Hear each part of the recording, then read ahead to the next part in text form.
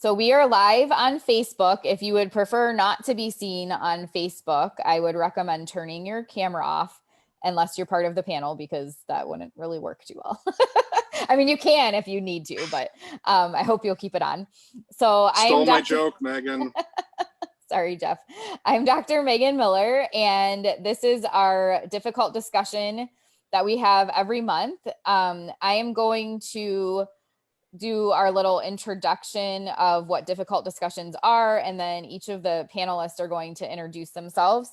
So welcome to Difficult Discussions number 7 on Inviting Autistics for Conference Presentations. I am Dr. Megan Miller, as I already said, and I'm pleased to be welcome tonight Mari, Jeff, and Dr. Mary Reagan. She's in Mississippi, I believe, and they're having really bad tornadoes there right now. So she's actually in a shelter situation. So she's not joining us, but she did send over some comments. So I'm going to try to include those as we go through our discussion. The purpose of difficult discussions is to bring together people with different perspectives and different identities to share their perspectives on a topic that is typically considered taboo to discuss, seen as controversial and or is well accepted, but maybe should involve more critical analysis and discussion. We will be talking about how each of us have navigated inviting autistics for conference presentations. We're not here to discuss specific people, agencies, or incidents that we have encountered. We ask those of you watching to engage with this discussion in the same way. Any comments made in the chat that reference specific people, agencies, or incidents will be deleted. The format for these events is as follows. Number 1, none of the panelists directly respond to anything the other panelists say except in part 3, or if we have time at the end.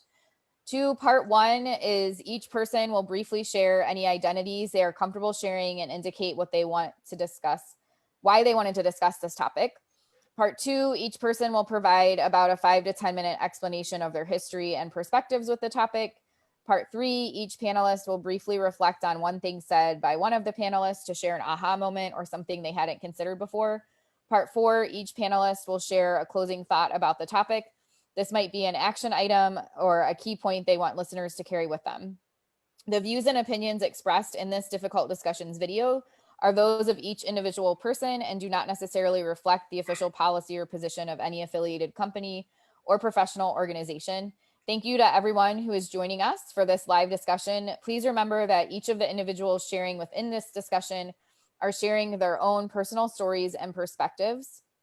And we expect everyone to be treated with respect, empathy, compassion, and civility.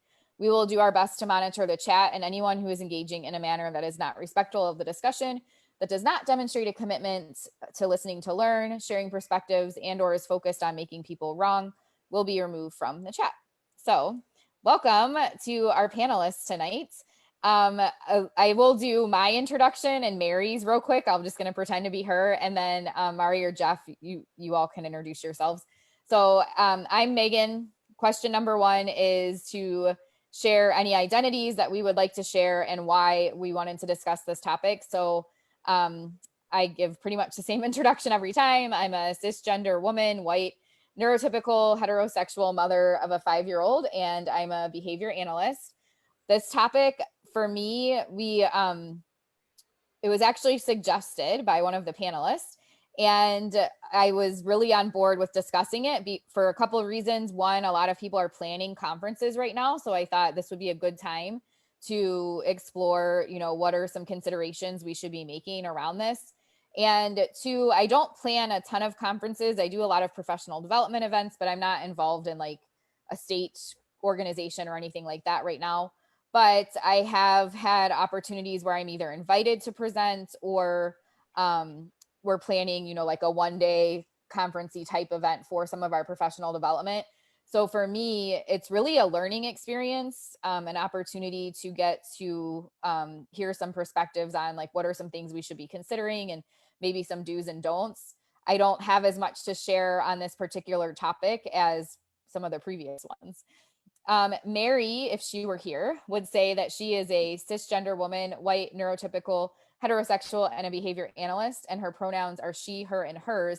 And one of the main reasons we had invited her is she helps organize the conference for the Standard Celebration Society. So she was going to be sharing some of the work that they're doing there. So Mari or Jeff, did one of you want to go next? Go for it, Mari. Okay, thanks, Jeff. My name is Mari Cerda, and I am an Indigenous Mestiza autist. I'm a wife, a mom of 3, and I'm also a behavior analyst. And why this topic? I was really honored that Megan asked me to join, and I feel like this is a good starting point as far as bringing autistic voices into the professional realm of conferencing. But I definitely think it's something to have dialogue about. And I'm Jeff. I am an autistic cishet dude. I have been involved in, advocacy work in the autistic and disabled community for closing in on 20 years at this point.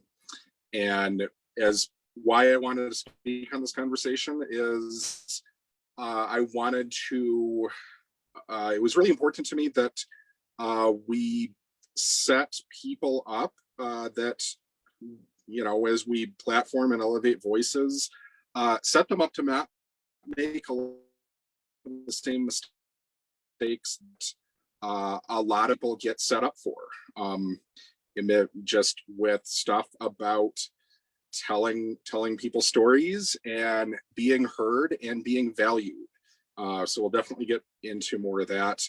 You know, another thing I think is relevant to this, you know, why I wanted to participate in this conversation is I have a lot of experience doing this. I've put on a lot of conferences, and a big part of my day job is working with, I work in leadership for a large organization providing disability related services, and a huge part of my job is teaching advocacy, public speaking, and how to change the freaking world. So that's why I wanted to be here. Thank you, Jeff and Mari. Okay, so our first real question, I guess that was the real question. Our second question is, what is each person's history with inviting autistics for conference presentations? And this one is kind of mixed depending on your background. So if you're being asked to present at conferences as an autistic to share your perspective, is that something that's happened for you? Have you organized any conference presentations to share autistic perspectives? What would you want conference planners to know about inviting autistics to share their perspectives at conferences? Don't have to answer all those questions. You could answer completely different questions. Those are just some of the things I thought of for discussing our history with looking at having conference presentations that include autistic views and perspectives. So Jeff or Mari, did one of you want to talk first about this?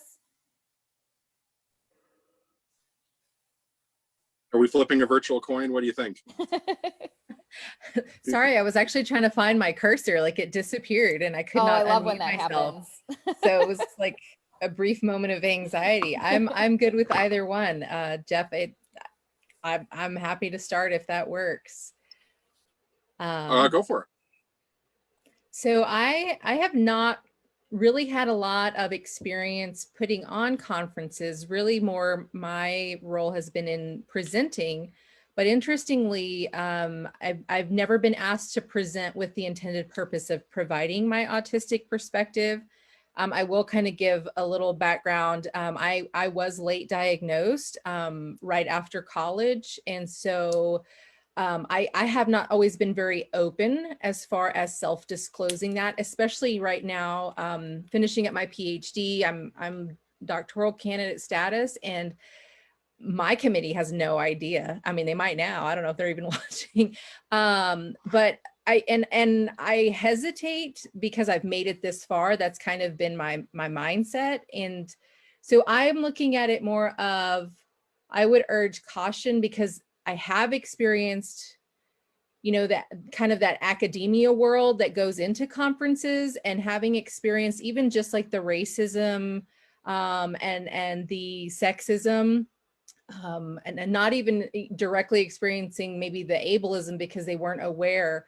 I worry and would urge caution that when we start thinking about inviting autistics to speak with the intent of it being sharing our perspective, that we really start to consider the ramification of that for the individual in the future, especially if they are in the world of academia.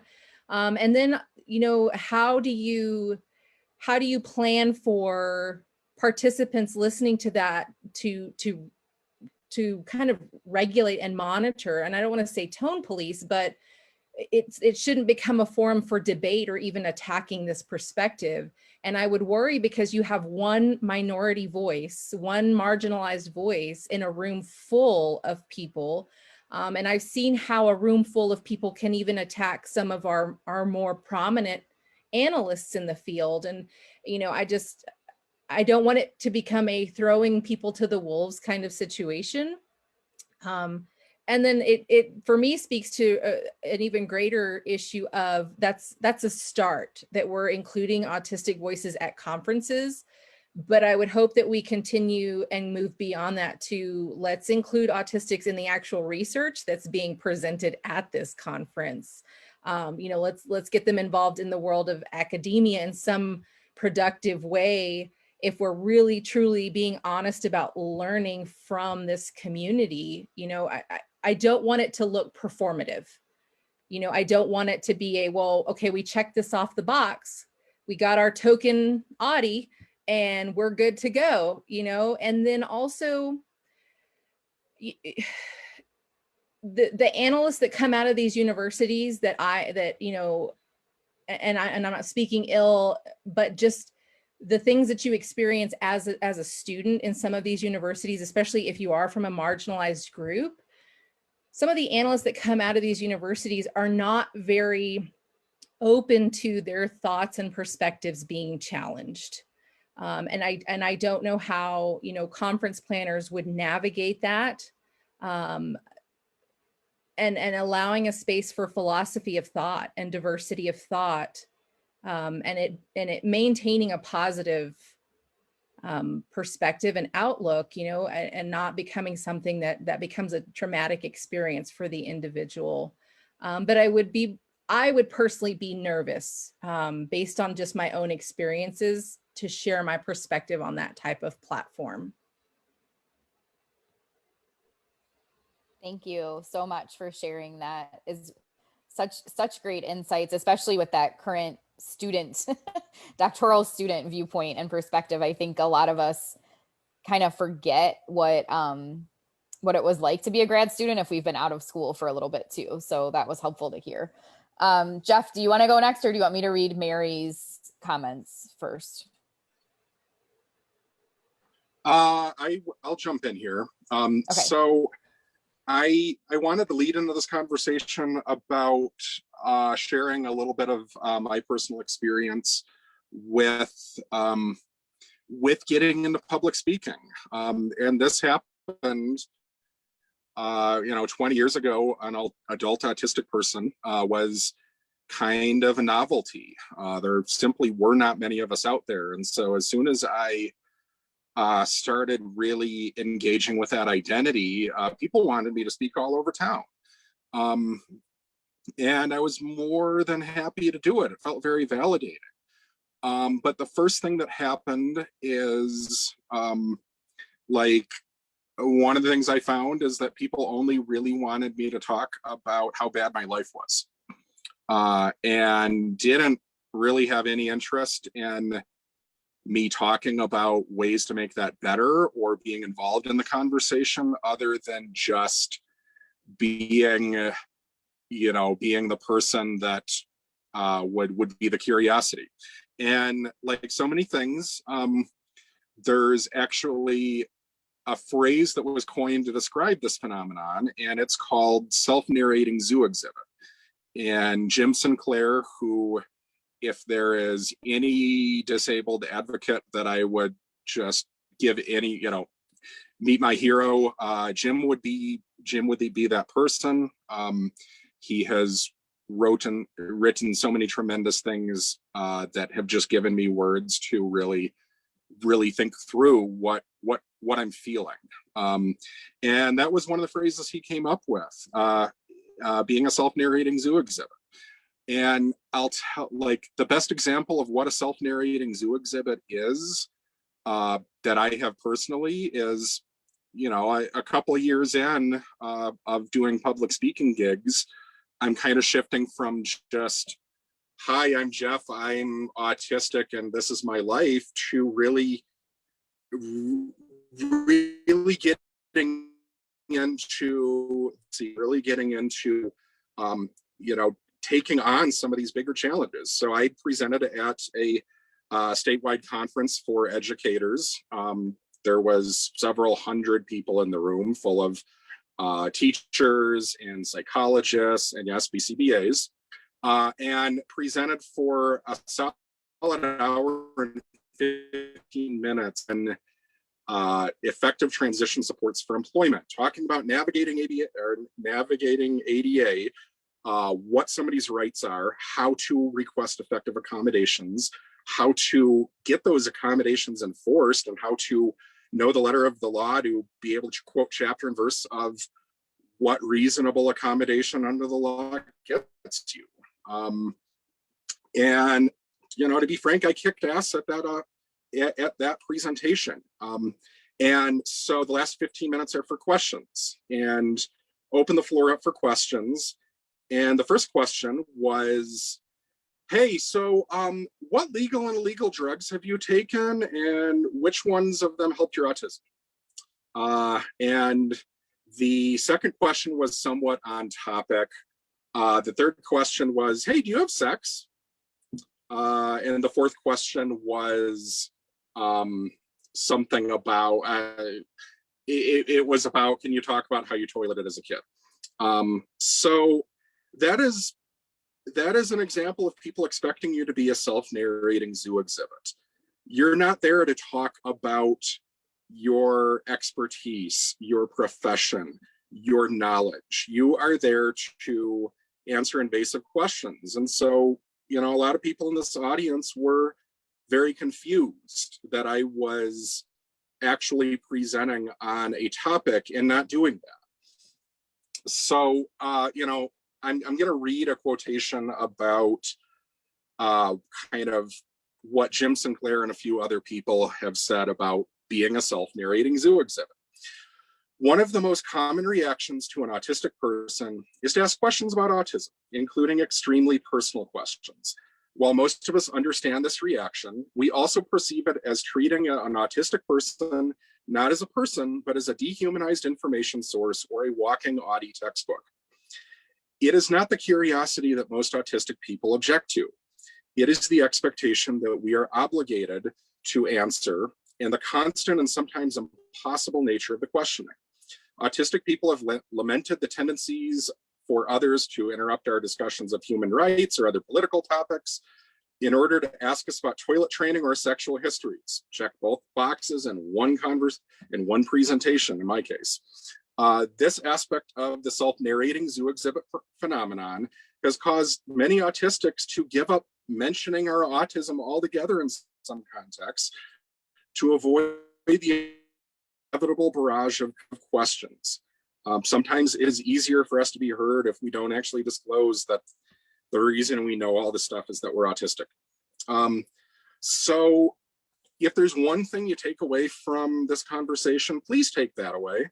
Don't put somebody in that position, and recognize that some people are going to expect, some autistic people, if you ask them to present, are going to expect that that's the kind of performance you want, is for them to only talk about their personal life and not about their expertise. So, some bullet points of things I would tell you as you're thinking through how to have a really good, empowering conversation at a conference setting. that is platforming autistic people is, first and foremost, make sure that we have a seat at the table in the conversation and that we're actually involved with grasping the future. Have that be the conversation, not just, not just tell us about your life. Treat us as colleagues, not just as people that are going to regurgitate our personal life experience. We're not here for your own validation. So what this means is, if you're platforming advocates, it should be so they can have their voice heard, not just act as advertising for you. If they're acting as advertising for you, pay them, put them in an ad. And what goes hand in hand of that is advocates need to have narrative control over their message. And so I would really think really carefully about what types of things you are steering somebody towards that are acceptable or not acceptable for them to talk about in a conference setting. And if it's on topic but doesn't really reflect super well with, if you're uncomfortable with it because maybe it makes you look bad, well, maybe swallow that discomfort. So something that is really important, and I know Mari touched on this as well, is tokenism. You need a diversity of viewpoints, backgrounds, and culture. So usually this is going to involve the safest way to avoid a lot of tokenism is to make sure that you are inviting multiple people with lots of different viewpoints.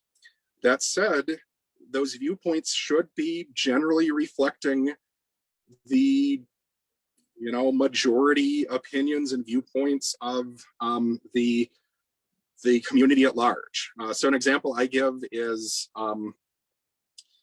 hey, if the majority of the community does not agree with X, and all of your speakers do agree with X, that's not very representative. Or if you're, another thing that happens is people start to be aware of, hey, all of my speakers don't, if we're talking the autistic community, there's a bunch of majority opinions, and it's fair to debate, whether the validity or it's maybe debate is not the wrong word, but offer up a variety of viewpoints. That's fair and should happen. But if those viewpoints aren't representative, then they aren't really then it isn't representative. These people are not representing their community. You have probably set them up to be tokens. And so if you have if you've set it up so even though X is the majority opinion of the community, but you've got 5 people on your panel that believe Y, and you just have the one person that is a proponent of X and is going to get shouted down by everybody else, that's not really fair. And that's presenting a really false narrative of where the community's at. An example is you had a climate change panel, and you had 7 people on the panel, and 7 people did not believe in human-caused climate change. That's kind of the same stuff we're doing. And to call it the elephant in the room, majority opinion in autistic advocacy is that there's a lot of stuff going on in ABA that causes real concern. So if people aren't talking about that, then that's probably not super representative. So if you're asking anybody from a marginalized community to come present, you have a responsibility to take reasonable steps to make it a fair and supportive venue for them to be heard. If it's a situation where they're just going to get dogpiled by the room, then you have a really, really important responsibility to make sure that is exactly what they're signing up for. and that they know they're coming to hostile ground to fight. And if that isn't the intent, don't set things up like that. Make it a space where they can be heard. That's really important. You have that responsibility. Don't set up power dynamics where they're not going to be considered an authority. This can take the role of, if they're the only person presenting on this panel that does not have an advanced degree, and everybody else is outside of the disabled or autistic community and holds differing viewpoints and isn't going to make the space, you have set up a probably pretty toxic power dynamic, and they're probably not going to get heard by the audience. And the final thing I will say on make it a fair and supportive space is make sure that you're making space for minority opinion, as long as you're not misrepresenting it as majority opinion, and don't let other people on the panel, engage in dogpiling against somebody that has minority views. I really strongly feel that one of the ways that we hash out a lot of the questions of how do we move forward involves having back and forth conversations. They just need to represent where the community's at, as opposed to give people wrong ideas of where the community's at. Some of my final bullet points. Don't set people up to make other people the heroes in their own story. So this can happen a lot in speak that disabled people are asked to do, where they are asked and expected to heap praise on somebody in their life that helped them, and not really always get permission space to actually talk about their accomplishments. Instead, they're expected to talk about their accomplishments as if it was the accomplishments of the hired help. This professional that was the miracle worker, and there's plenty of stories of where we have had tremendous people in our lives helping us do stuff, but it's still our accomplishment. And so, people deserve praise where it's fair, but so much of this, the person isn't centered in it. It's the hired help that's really centered in it. And finally, don't ask people to debate their humanity. Full stop. And I say full stop, and then I'm going to keep talking. What do I mean by debating your own humanity? I'm talking about things like expecting people to engage in a debate over the relative merits of listening to disabled people in their community if you're involved in providing services to disabled people. This includes rebutting people's concerns with harm by saying, but it's really effective. This includes just not including people in feedback and conversations about their own life, and yet expecting validation, saying it's okay. Those we don't. There's some of these things that don't rise to the level of debate. We are human beings. We deserve to have space made for us in this conversation, and we're going to continue demanding it. So that's my spiel, guys. Thank you, Jeff. I put a few comments in the Zoom chat that were coming in on Facebook Live, and I'll read those. I think we'll have time at the end, but I just wanted to make sure we didn't lose them. First, I'm going to share what Mary's notes were for tonight. So again, Dr. Mary Regan, she's with the Standard Acceleration Society. So she had in her notes for this question, I have planned and continue to plan conferences where I invite autistic speakers to present.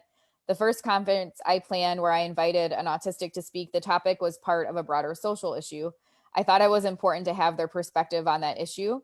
I am involved in planning another conference this year where the topic is autism, and I think it is vital to ensure that autistics are involved to share their experiences with the particular topic. It is important that the speakers talk about real issues that are meaningful to them. I do not want to invite a certain speaker to check off a box. For the conferences that I have planned, I have been extremely fortunate to have a lot of volunteers on different committees to assist with the conference in all steps of the process. One of the things I wanted to ensure in the organization is adaptation to help local presenters. The committee that I work with gives me a potential list for each conference that I can review and use to begin the selection process. For invited presenters that are paid honorariums, the presenters are paid equally. So she touched on that as well.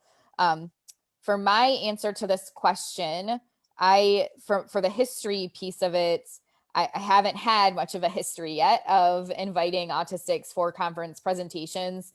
I've definitely been learning quite a bit over the past year, and I'm working with someone right now to hopefully plan a conference for 2022. And we'll be doing pretty similar to what Mary described in creating the conference with having various people to help with that process. So it's not just myself and her. I have had experience in the past. I'm just not currently doing it with like a state organization in conference planning. And I think in general, whether it's for including autistic perspectives or anything else, that diversity that Jeff was referring to, the process that we followed was just really everyone sort of just threw out names. And of course, we're only going to generally throw out names of people that we've seen in our circles and things like that. So I think, doing more research, if you're part of a conference planning committee, making sure you're doing the research, like looking up conferences that are happening, especially outside of our field, probably in disability studies or autism advocacy, or if it's autistic perspectives that you're trying to highlight, and making sure you're getting that list and really understand what the different topic areas are and what the areas of expertise are for the different people, so that you can contact and have a more better thorough understanding of why you're inviting the person in the first place. I would potentially argue, if you're just reaching out to someone because you heard they're autistic and they like to speak at conferences, you probably haven't done all the work that needs to be done on that. That sounds pretty tokeny to me. It should be, you're creating, well, at least for me, I'm focusing on trying to create connections and just get to know people right now, so that as I plan events, I have a better understanding of who I'm talking to. And I might not even be the people that I'm building connections with. Those are happening organically. I connect with people not because I'm like, ooh, I might want them to present at a conference in the future. I connect with them because I genuinely want to get to know them. And then I've been able to either brainstorm with them ideas about conference planning or presentations, or there might be something happening where it's like, oh, you have expertise in this. Would you like to talk about it? And then one of the other things I think is really important that I've learned, not again specific to autism, but just with some of the different events we've been doing for Do Better, is the importance of creating a space where it's clear what the ground rules are. So you're protecting the people that are sharing their perspectives. So whether you're doing a panel where the point of the panel is to share perspectives and help give different insight, and that's what everyone in the panel has agreed they want to do, kind of like what Jeff was talking about with the zoo exhibit, like setting out from the beginning that this is not about you just like being a zoo exhibit and sharing your personal history. It's sharing genuine tips that could help improve the clinical skill set from your own expertise, and you may have additional insight on that because of your lived experience. But that doesn't mean you have to give personal examples, and people in the audience are not going to be allowed to ask you questions about your personal life and all that kind of stuff. But also setting out at the beginning and throughout the presentation the expectations in terms of that diversity of thought. Like, the point of this panel or this presentation is to help us get a diversity of thought, and there may be things said in here that you don't have a history with or you don't agree with, but we're not here to argue about these things. Sit with that discomfort and reflect on how you can take that information in and improve your practices, and really it's easier, I think, at least so far on these virtual events to do that, because in the chat, if people start going sideways, you can just shut them down pretty quickly. Like, nope, we're not doing that. That is not happening here. Whereas if you were at like a live event and somebody asked the question, it would be potentially more awkward.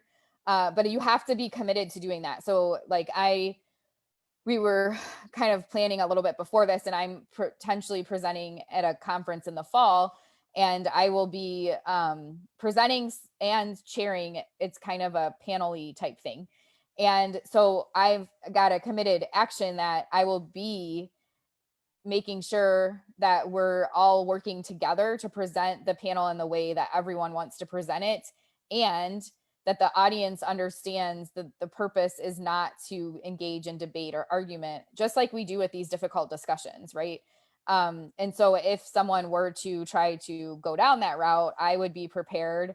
It might be uncomfortable, but I would be prepared, and I would check with the panelists beforehand who, I don't want to step up and be like, I'll speak for you, right? No, I don't want to do that, but I will get the comfort level of each of the panelists. And like, if somebody says something, do you want me to step in? Do you want to step in? Like, we'll have a plan beforehand so that we're able to navigate those situations. But ideally, so far in the conferences that I've attended where these things are happening, that hasn't been an issue, because they lay out the expectations from the beginning and make sure that the audience knows, like, this is the purpose of why we're here, and this is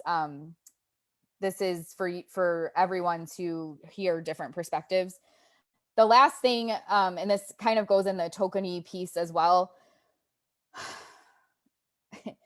when you're like, I don't even know the best way to say this. I didn't type up notes beforehand because I didn't have time, and this is why I need notes, because I just ramble. But basically, don't just host presentations because it's the cool thing to do, right? If you're finding that you're, again, like people have already mentioned, like trying to showcase like how amazing what we do is and that kind of thing, and you're going to shut down any discussion around like the neurodiversity movement or advocacy or the concerns about behavior analysis or any of that type of stuff, if you're not open to those types of topics being brought up within the presentation, whether it's a panel or an invited presentation, whatever it is, then you should just not just don't even bother having the presentation to begin with, because that's not beneficial to everyone, and that is going more down that performative route. So there's been some really great podcasts recently, especially from Beautiful Humans, that I have found helpful. Jeff did one a few months, probably like 6 months ago at this point, too, actually, on the neurodiversity movement. And then they just had Joy Johnson and Joe Johnson. I don't think they're related. I couldn't really tell if they were joking or serious, but they have the same last name. they said they're cousins, but I think they were joking. Not related. Okay. It's like sometimes I don't pick up on those things well. But it was a really excellent one about intersectionality, which is an area that I'm still learning a lot about myself too. So if you are responsible for planning conference presentations, I would also suggest like doing the work and learning more about the neurodiversity movement to begin with, and B, the factors around intersectionality, and just making sure you're accounting for as much. It'll never be perfect. There will always be feedback and like how you can improve and do it better the next time, but at least do the work on the front end, and don't just like throw something together and then be like, oh, wow, we really messed up there. So those are my thoughts. I know they were rambling. Sorry about that. I'm going to go ahead and go on to question number 3. Sorry. I did have one more thing. I have a tendency to sign up for a variety of different conferences. So this isn't from a planning perspective necessarily, but I've attended quite a few conferences that are autism related. And one of my favorite ones is the Milestones Autism Conference that's in Ohio. And it was virtual last year. It's virtual this year. And they've done a really great job from my perspective as a neurotypical in showcasing and really giving opportunities for various presentations for at least the last 5 years for people from the autistic community to share, their expertise. And they're not just there like, here's my life with autism. They're truly presenting on the areas of expertise that they have and they're teaching about whatever those things are. So like Jeff, when he mentioned the presentation that he did on teaching, that it was actually about a certain topic, and then he was asked about his personal life. But it's really well organized in my eyes. But then I've gone to other ones where it's like very clear that there was this one that I went to recently where it was like they were like hand holding the person through presenting, and it felt very much like a young child being put on display to like showcase their skill sets or something. And it was so artificial and so fake, and I felt so bad for the person that was presenting. So don't do that. I don't like, it's not about like, oh, look at this cute little person that can do a presentation. Like talk about dehumanizing. Like it was just absolutely ridiculous. So make sure you're not trying like doing like a token type thing in that way either, where it's like, let's give this person a 15-minute slot to like practice. I don't even know what the purpose of it was anyway, I'm rambling. So that's the point. Don't just add presentations for the purposes of supporting your own like little pet ideas, I guess, because that's what it felt like. The conference presenters had a pet idea. Wouldn't it be cute if one of our clients presented or something like that? And it was just really awkward for everyone involved. So, all right, question number 3 is our time to reflect. So Mari or Jeff, do one of you want to go first? Basically for this one, you're just going to reflect on what someone said. So Jeff, Mary, or myself, or Mari, sorry, all 4 of us. So when each of us talk, Mary obviously isn't going to reflect because she's not here, but Mari, you'll reflect on what Jeff, Mary, or I said, and Jeff, you'll reflect on what Mari, Mary, or I said. If there's anything that you hadn't considered before, if there were any new aha moments, or if there's anything you maybe disagree with that you want to point out as like, Megan said this thing, but I think this is a better way to say that, or a different thing to say, or whatnot. If it's okay, I'll go ahead and go first. Sure. And I don't feel like I have really, like, I've basically loved and agreed with everything I've heard. So I guess my kind of reflections are just going to be, stuff I want to back up and just agree with. And I definitely agree with autistic people not being a monolith. And it is not fair for you to expect any one autistic person to represent the entire community. It's not fair on them, and it's not fair on the community. And so I really, really agree with that. Megan, I don't know. I don't know how in the world I managed to do my own rambling kind of spiel and not mention the fact that if somebody is getting paid that is a part of whatever conference or session, and you are not paying the autistic people doing the exact same work exactly the same amount, then you are just exploiting people, and you need to stop. Pay us for the work we do. We are not your free labor. If you value our expertise and skills, part of how you do that is by paying us the same amount as other people. I'll share a cynical joke I heard early on in the advocacy movement of, hey, what's the difference between a self-advocate and a presenter? The conference promoters expect the presenters to demand getting paid. We got to stop this. There's few things that demonstrate how you really view about somebody when you do not view them as worthy to get paid for the work they do. And the final thing I wanted to say is I wanted to second the plug on the Beautiful Humans podcast about I think they did 3 different sessions because ours got split into 2.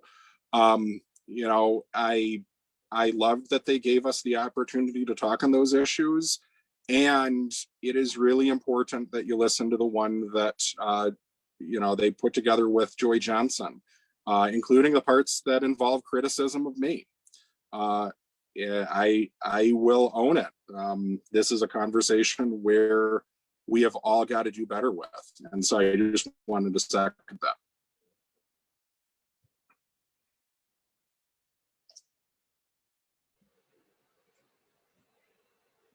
Thanks, Jeff, for those kind of highlights that you touched on. I really wanted to just kind of further that, what you were discussing earlier about that diversity of panelists, diversity of individuals, because, like Jeff mentioned, and as I've mentioned before, we are not a monolith. And I think it's important that neurotypicals outside of the autistic community realize that there is diversity and intersectionality even within the autistic community that is still being worked on. I think it's a process.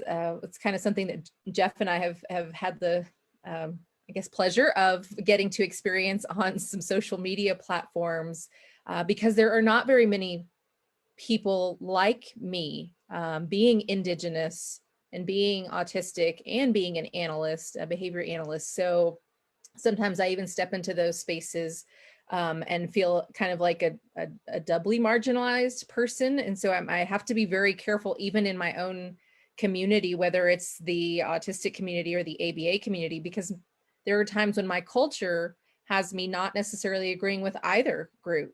And so I think it's important, as Jeff was saying, that we realize that there's so many layers to this onion, that even within the autistic community, we're still unfolding and learning with each other.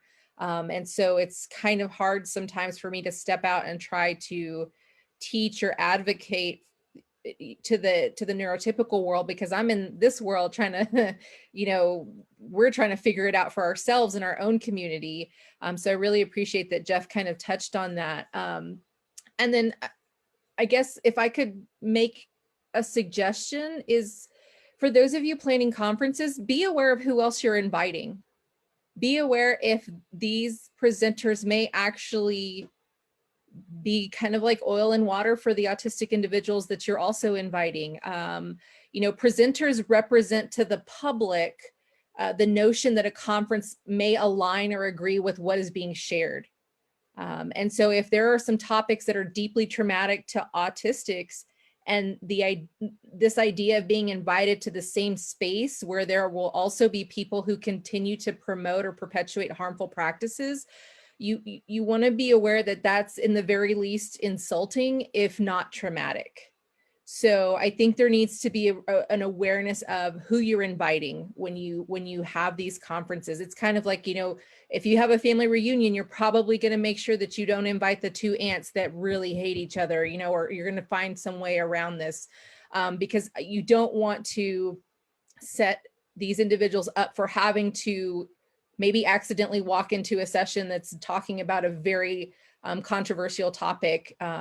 And how does that look for the autistic in their own community when they go back and they're like, wow, you were at this conference. Well, they were also presenting about this, and so it puts us in between a rock and a hard place of having to explain. Because Jeff and I have kind of talked about this as well. Like we're living in both worlds, and there's times where we get crap from both sides.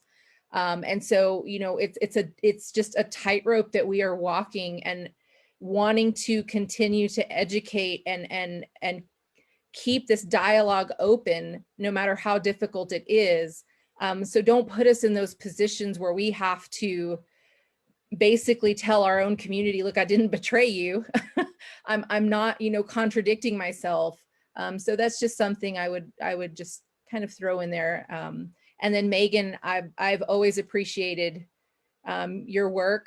I'm kind of like a passive follower. I see the stuff that she's doing. And I would just say thank you for bringing up these difficult conversations. Like they need to happen. And this is the only way that we're going to grow.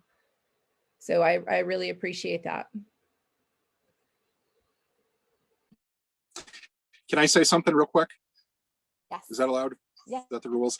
I just wanted to follow that up with that I think that's such an excellent point of, be mindful of who else you're inviting. And, if you really want to hear from us, maybe some people don't get invited, but really what I wanted to say is, knowing that, be prepared, or at least be thinking through the fact that there may be something that puts an autistic person in a position of needing to step out of a role at your conference because of the real or perceived traps that they're going to have participating because of stuff that Mari just mentioned. And don't punish them for that. That is something that has happened as well, is that because people needed to back out and gracefully backed out with enough time, they've also felt like they've lost opportunities to further present or gotten a reputation as being difficult just because probably they didn't want to get in a situation where they're having to debate their own humanity. Be prepared for that and understand that if you're going to have just a conference that's open to a whole bunch of people, and if you're not really helping that along, people may need to nope out of it, and make the space for that. Thank you, Jeff. For my reflection points, I had a lot, but I'll pick two.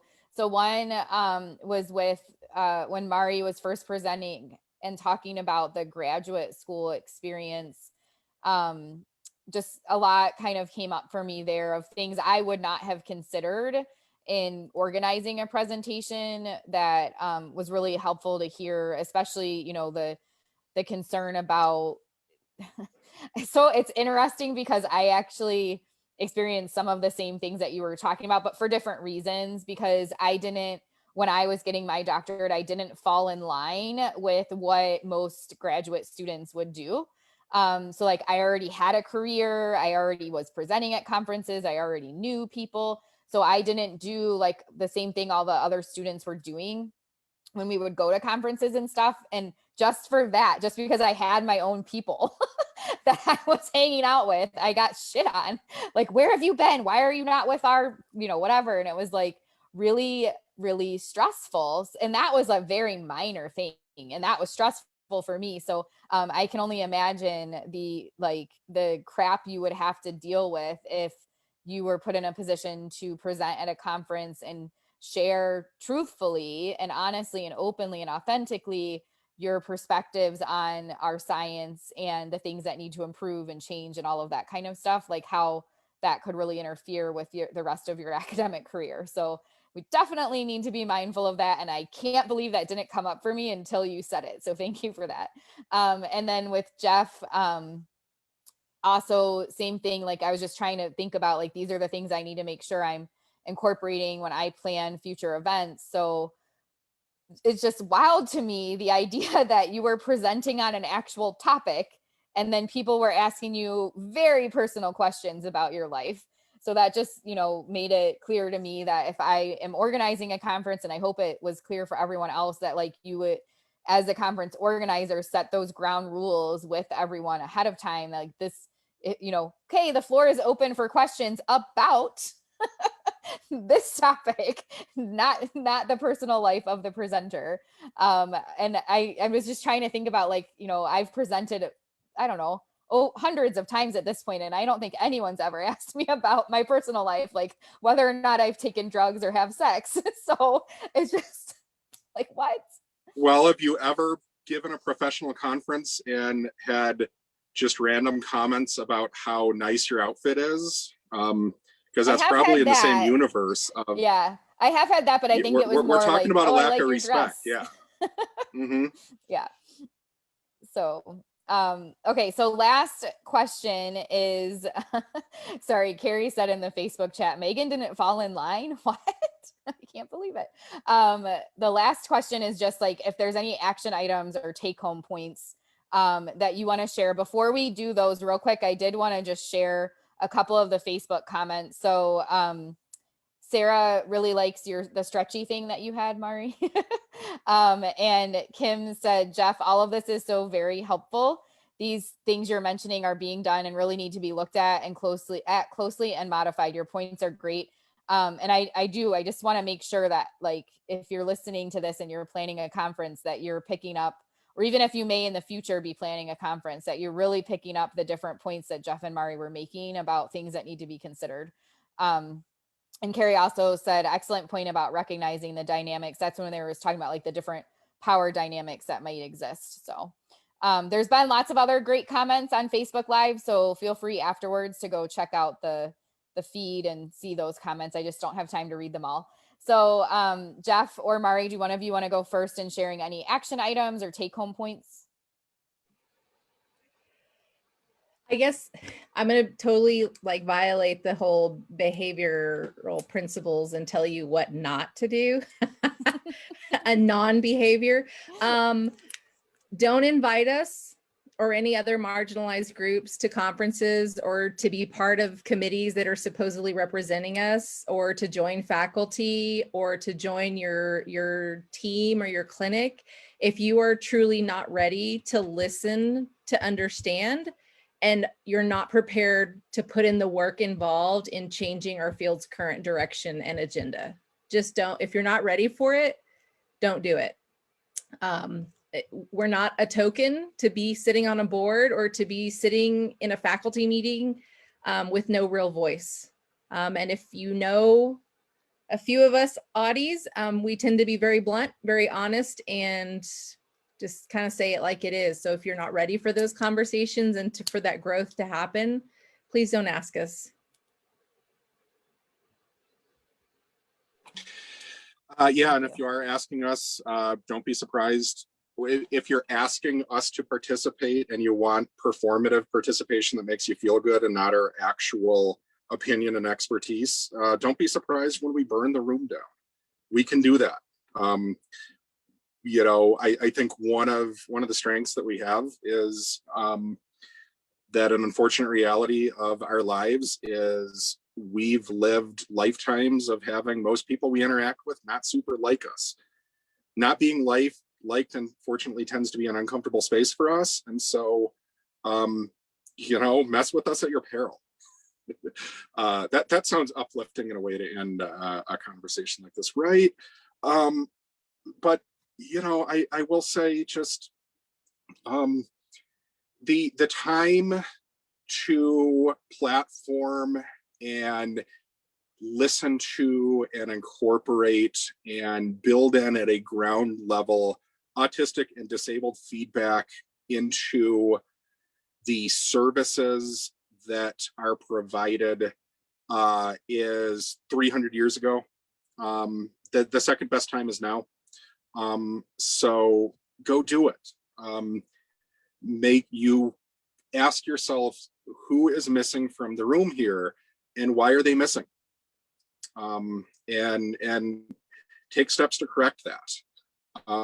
And if you don't know, if you're putting something on and you don't know, like autistic and or disabled adults, whatever is most relevant, that you can invite to speak credibly on a lot of these issues, that should raise a real red flag that you're not listening to the right people, that you are not connected with and seeking feedback of knowing how to engineer, if you're assuming you're working for children, how to help those children realize good lives if you're never connecting with what their lives look like as adults.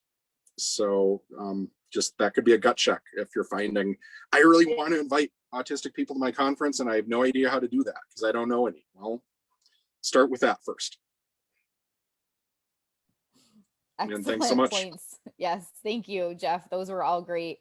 And Mari, I don't have anything to add, so my takeaway point will just be to do the things that Jeff and Mari said to do, and maybe re-listen to this conversation a few times. So thank you everyone for joining us. We unfortunately don't have time to do conversation here live right now, mostly because I want to be mindful of Jeff and Mari's time, but also I'm really tired and this is just one of those nights where I need to go to bed.